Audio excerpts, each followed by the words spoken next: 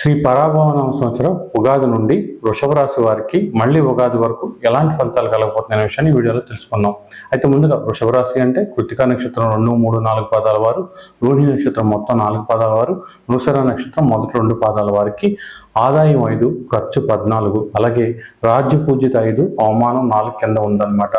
అయితే చాలా వరకు ఈ సంవత్సరం గ్రహాలు వృషభ రాశికి అనుకూలంగా ఉన్నాయి. అందువలన వృషభ రాశి వారు ఈ సంవత్సరం కూడా చక్కటి ఫలితాలు పొందుతారు.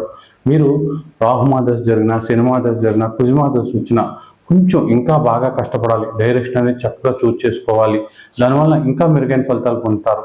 నార్మల్గా చంద్రుడు, బుధుడు, రవి, శుక్రుడు, గురువు ఈ దశలో అంతర్దశలు జరిగే వాళ్ళందరికీ కూడా ఈ ఉగాది నుంచి నెక్స్ట్ ఉగాది వరకు అద్భుతంగా ఉంటుంది. అయితే ఈ వీడియోలో మనం ఈ ఉగాది నుంచి ఏ విషయాల్లో అద్భుతంగా కలిసి వస్తుంది, ఏ విషయాల్లో జాగ్రత్తగా ఉండాలి, అసలు గ్రహాల సంచారం ఎలా ఉంది, ఏ రెమెడీలు పాటించాలి, అలాగే మీ దశలు అంతర్దశలకి ఈ వ్యక్తిగత జాతకానికి ఎలాంటి లింక్ ఉంటుంది, వాటిని బట్టి ఎలాంటి ఫలితాలు ఉంటాయి అనే విషయాలతో ఈ వీడియోని మీ ముందుకు తీసుకొస్తున్నాం. స్కిప్ చేయకుండా చూడండి.